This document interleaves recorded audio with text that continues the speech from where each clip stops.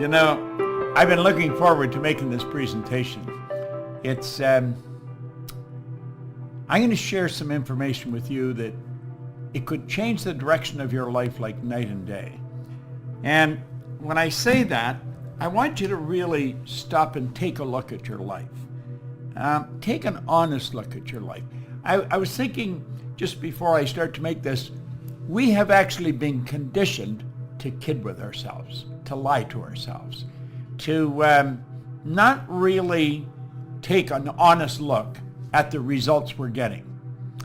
I want you to take a real honest look at your results. And when you look at them, ask yourself, am I living the way I really want to live? You see, most people aren't. One of the first questions I ask a person that comes to work with me, I want to know what's the most they've ever earned in a year.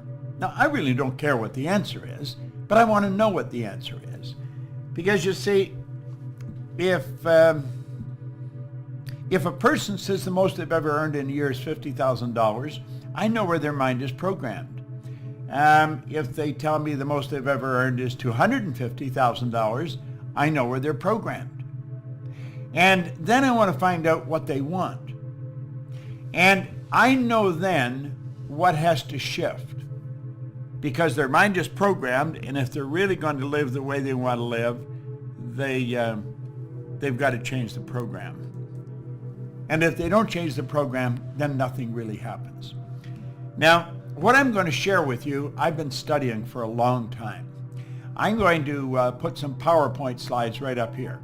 And on those PowerPoints, I'm going to tell you a story. And it's a story about me, and it's a story about you, and it's a story about what we're capable of doing, what we're really capable of doing. You see, I started to study this information 54 years ago. In fact, last October, I started my 55th year of studying this. Now, that's longer than probably many of you are living, maybe longer than your parents have been living. But I've studied it every day. I've become absolutely fascinated with this information. And as I go through this, I think you're going to be fascinated with it. Now, I didn't always have this information. Today, I have a company that operates all over the world. I earn millions of dollars. I have some wonderful friends.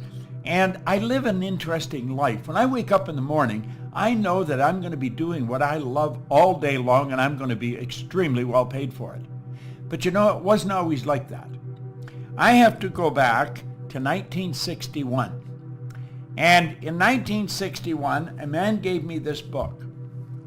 And that's when everything in my life started to change. The book is Think and Grow Rich. And there was a huge shift in the direction of my life. Now, I'm not going to be on here long, maybe, I don't know, an hour. But in that hour, I'm going to suggest that you could change everything in your life. You see, today can be the turning point in your life by making a simple decision. But if you don't make decisions, you're going to stay right where you are. We have to make decisions. If we're going to change, we have to change the direction that we're going. And when we change the direction we're going, then we want to make sure we're going in the right direction. Because if we're not, we're going to either go backwards or we're going to stay where we are. Now, I had something pretty interesting happen. When I committed to study this material every day and follow proven direction, the change that took place was enormous. And you know, it can be for you. Now, there's one thing that you absolutely require if you're going to make a big change, and that's discipline. See, without discipline, nothing happens. Now, I found that discipline is the ability to give ourselves a command and then follow it. Now, I'm going to suggest as we go through this, and I suggest you make some decisions. Don't look at somebody else and say, what are you going to do? You see, what they're going to do has absolutely nothing to do with where you're going. It's what are you going to do? That's what really makes the difference. Now, I've worked with tens of thousands of people all over the world, and I've watched some absolutely phenomenal changes take place. I've watched kids go from a C&D average to an honors mark almost overnight. I would have difficulty counting all the people that have gone from ordinary incomes to multi-million dollars. You see, earning money is not difficult. It's just that hardly anyone knows how to do it. And for good reason. We can go right to our school system and no one ever teaches us how to earn money. And for good reason, they don't know how to earn money. Now, is earning money all this is about? Absolutely not. This is about living the way you want to live. Now, I've been traveling all over the world. I started to study this, and great change took place, and then I wanted to know why I changed. And so I started to study it from a different perspective. I want to know what happened to me, which I'll talk again about in a moment. And so I began to study, and then when I figured it out, got the dots to connect, all I wanted to do was share it with other people. And everywhere I've gone around the world, I have found that people are essentially the same. Now, I've worked in China, I've worked in South America, I've worked in Australia, New Zealand, all over Asia, across all over North America, and certainly all over Europe. And people are essentially the same. Doesn't matter where you go. I don't care if you're in Shanghai, in Kosovo, or New York City. I have found that there's three things. Frequently after a seminar, I'll sit around and I'll chat with some of the people, maybe that were late leaving the room, and I'll call them aside and I'll say, what do you really want? And I found that not everybody wants to be really wealthy. But what they do want, they want to eliminate any financial concerns. In other words, if they want to get a new car, they want to be able to get it. If they want to take a trip, they want to be able to take the trip. Or if they see a sweater or a dress or a suit they'd like, they want to be able to buy it. They don't want to be wondering, am I going to have enough to pay the mortgage? They want to eliminate financial concerns. The second thing they want is they want to wake up in the morning and be excited about how they're going to spend their day. See, a lot of people are tied up in traffic, going to a job they don't like, working for somebody that is possibly even incompetent.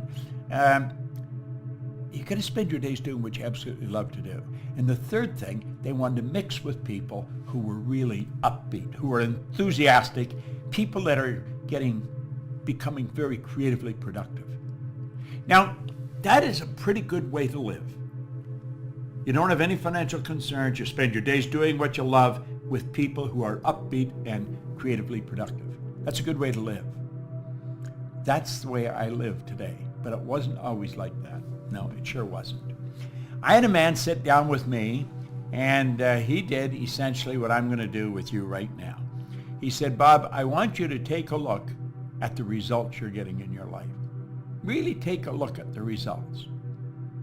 And then he got me to think.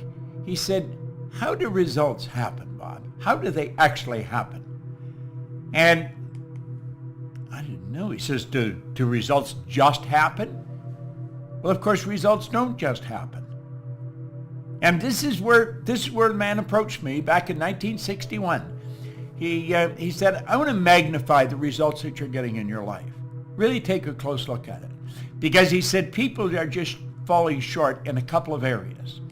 And he pointed out that we're only limited by weakness of attention and poverty of imagination. In other words, we got to stay focused and we've got to use our imagination to build the kind of world we really want. Now, I think that's what you want to do. That's what I want to do. I don't think you were looking for something to do when you sat down to watch this. You see, I believe that you do want to improve the quality of your life. And a man named Ray Stanford sat down with me a long time ago, in 1961, and he put an R on a sheet of paper, and then he put an H. He said, Bob, that's happiness. He said, that represents health, and that represents wealth. Now, he said, I want you to look at those three areas of your life. Are you getting what you want to get? Are you doing what you want to do? He said, I'm going to tell you something about results. Results always tell the truth. By their fruits you'll know them. Results always tell the truth. You can kid yourself all over the place if you want, but look at the results. I have people, they'll tell me how much they know about this or about that. Take a look at the results. The results tell the truth. If you're playing golf, the scorecard tells the truth. You see? Now think. Your bank account tells the truth. Your sales tell the truth. Your position in life, the health of your body. And he looked at all these areas and he said, do you think I'm a healthy guy? And I said, yeah, you seem pretty healthy to me. He said, have you ever seen me sick? I said, no. He said, have you ever seen me broke? No. You think I'm a happy guy? And I said, yeah. He was a healthy guy, happy, always had a roll of money on him. Well, he said, you know something? You're one of the most miserable people I've ever met. And I was. And he said, you're always sick. And he said, you're always broke. Now, he was being kind. I was earning $4,000 a year at the time. But look at this. I owed $6,000. That is not a good position to be in. You see, if I had taken every cent I earned for 18 months and paid debts, I would have just broken even. It was an impossible situation. He said, Bob, why don't you change your results? Do you know something? I honestly don't believe that ever entered my mind. I really don't. You say, well, it must have. No, I don't think it did. I think I got up in the morning and I just went to work. I did whatever I was doing and hoping things would get better, but never sitting down and talking to someone that really knew how to make it happen. If you want to fly a plane, you don't go to a barber and ask them, how do you get the plane off the ground? If you want to learn how to dance, you don't go to a mechanic. You go to a damn good dancer. It doesn't matter what you want to do. If you're going to do something, go to someone who has demonstrated results. Now, this guy had demonstrated he was happy, he was healthy, and he was wealthy. And he said, do you ever read anything? And I said, no, I can't read. Now, that wasn't true. I could, not well, but I could. And that's when he introduced me to this book, Think and Grow Rich. And he said, Bob, if you do exactly what I tell you, and you study this book and do exactly what the author tells you, he said, everything in your life will change. Now, he said, the man that wrote this book, Napoleon Hill, spent his whole life putting this together. It contains the best thinking of over 500 of the world's most successful people. Listen, I've been reading this one now since 1961. Now think about that. That's a long time. He said he spent his whole life writing this. He says, I think it would be a very prudent move on your part if you spent your life trying to understand and apply it. Now, I don't know why, but I decided I would. Now let me explain where I was starting from. I told you I was earning $4,000 and I owed $6,000. I had 2 months high school. 2 months high school. That was my formal education. I had never had a half-decent job. I just bounced from one job to another, in the bar, working in a bar, in the Navy, out of the Navy, working in factories. I'd never had a half-decent job.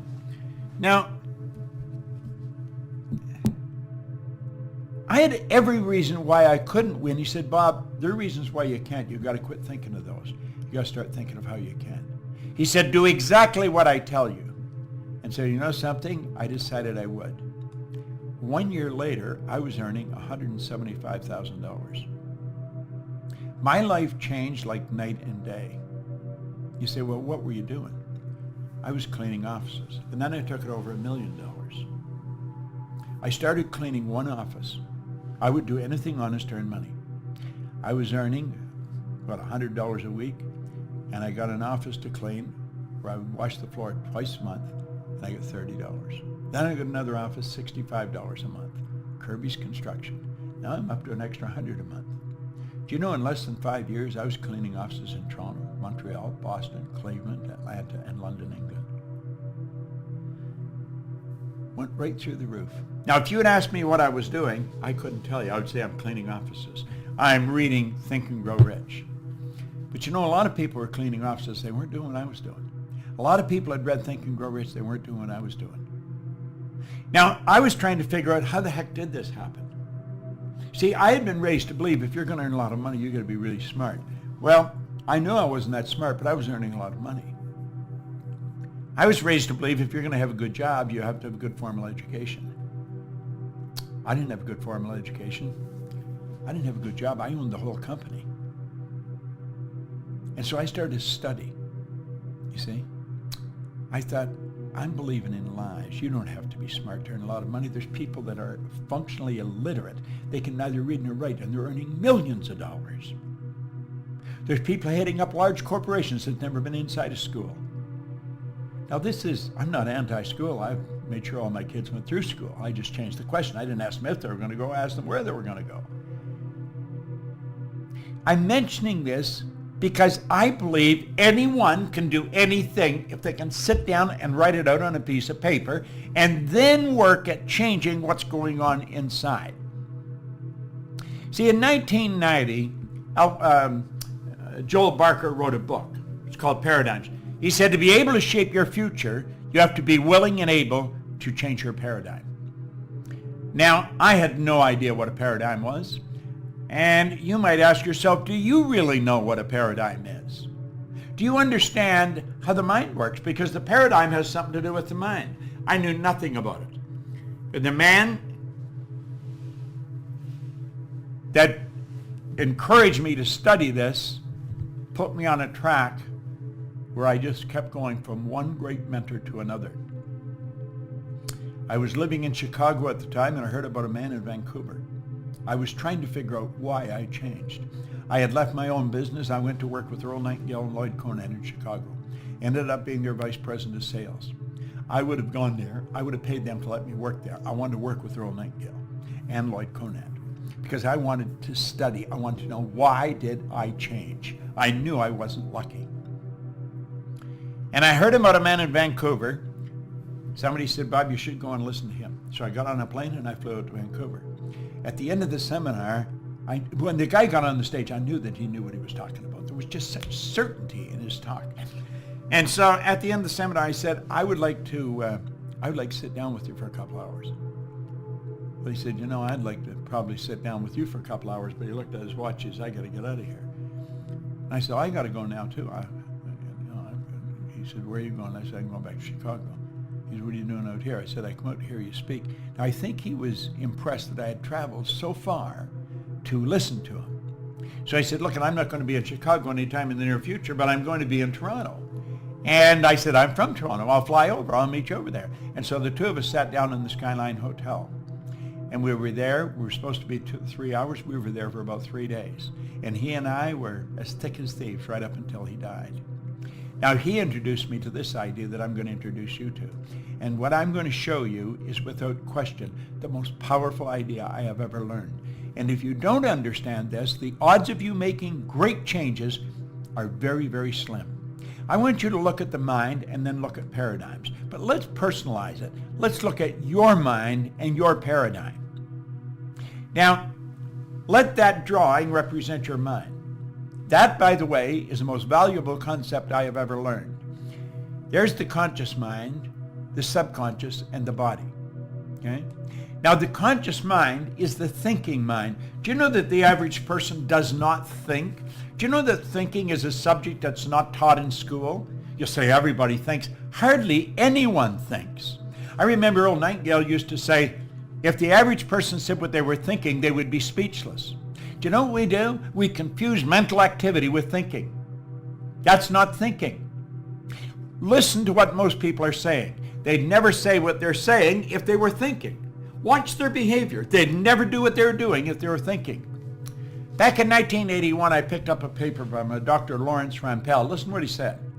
Thinking is a skill which can be learned just as we learn skills such as typing and playing the piano.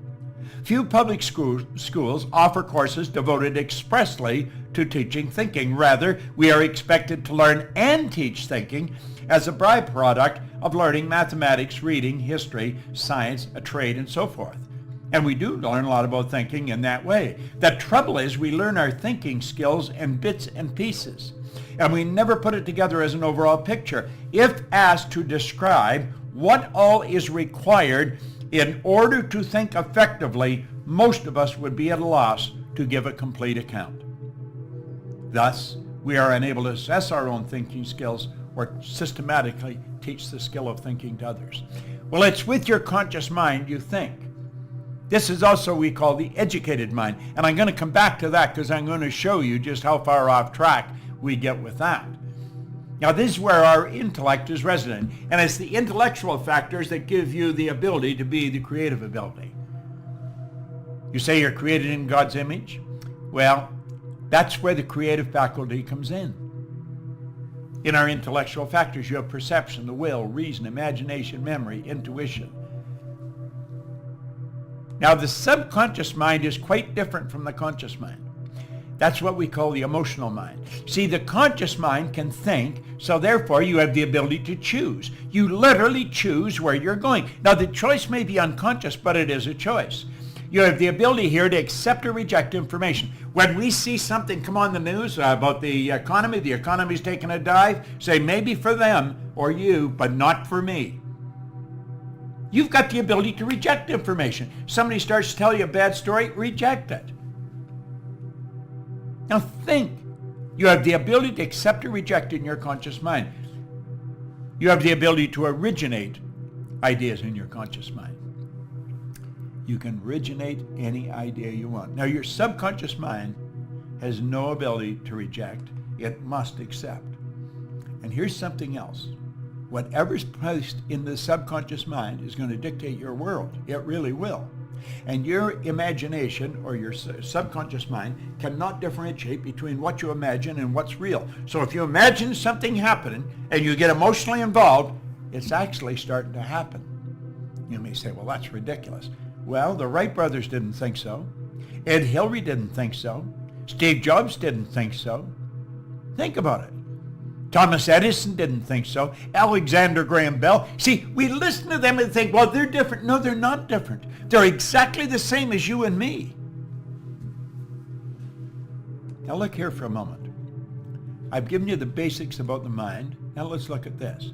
Today, you're being inundated with information in your conscious mind from radio, from other people, from TVs, from newspapers.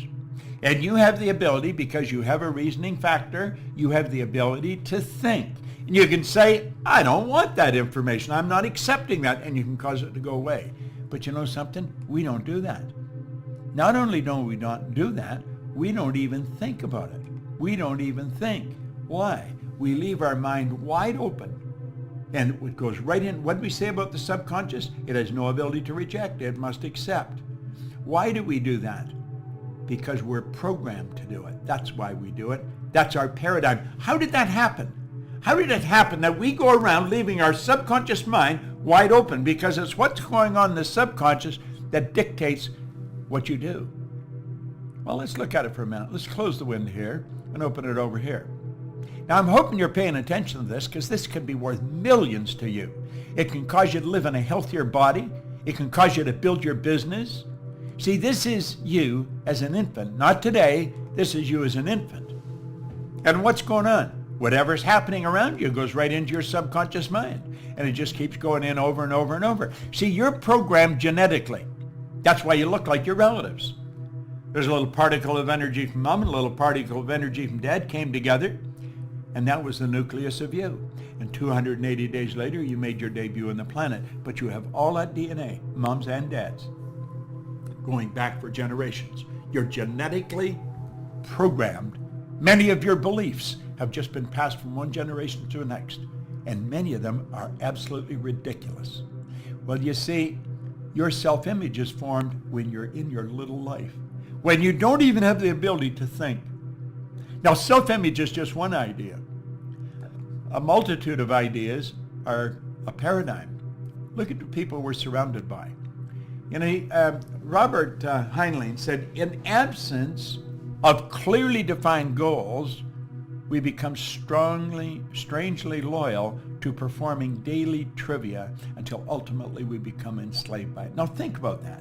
In absence of clearly defined goals, we become strangely loyal to performing daily trivia until ultimately we become enslaved by it. Now think of the number of people that you know that are enslaved to daily trivia. They talk about nothing. They never accomplish anything. They get the same results. If they're short money now, they were short a year ago. They were short a year before that. They're forever getting a car on payment. The idea of going writing a check is just out of their mind. Why? Well, you see, that's probably what the people were doing that we surrounded by as we were little kids. And the ideas that just keep going in over and over and over again form the paradigm. A paradigm is nothing but a multitude of ideas that are fixed in the subconscious mind. And so here we are, as hard as it is to believe, 20, 30, 50, 60 years later, living exactly the same as we were programmed when we were little kids. Do you know that most people on welfare are fourth, fifth generation welfare recipients? It's rather strange. Now, what do? Well, we leave this situation and we go to school. What does school do? Well, let's look at it. School gave us valuable knowledge. However, school never taught us anything about paradigms. Therefore, we frequently do not do what we already know how to do. Now think, superior knowledge. Think about it. Inferior results. What does that do? That causes confusion and frustration. Now think about this for a moment. We've got great knowledge, but we know nothing about the paradigm. So watch here. Here's the drawing. There's the model. There's all the knowledge we got in school. We've got it packed in there. But you know something? It doesn't equate to the results we're getting. You're going to find absolutely brilliant people getting very bad results. You're going to find people that are brilliant. They know exactly what to do, but they don't do it. Why? It's the paradigm that controls the behavior. Now listen, I've studied this for over half a century. I had no formal education. I had no business experience. I earned millions of dollars. I'm 81 years old. I've got more energy than most people that are 21. I have a sister-in-law that says he's 81, he looks about 60, and he's actually like he's about 30. Well, she got that down pretty good because that's just about the way it is. Why? It's because I understand how to use the mind. Now look, if you want to change your results, if you really want to change the results, there's something that you've got to do. You've got to know how to change the paradigm. And if you don't change the paradigm, I don't care what, nothing's going to happen. You'll find people going back to school because they think if I got some more knowledge. No, you're not short on knowledge. We're short on behavioral patterns. And that's really what we have to do.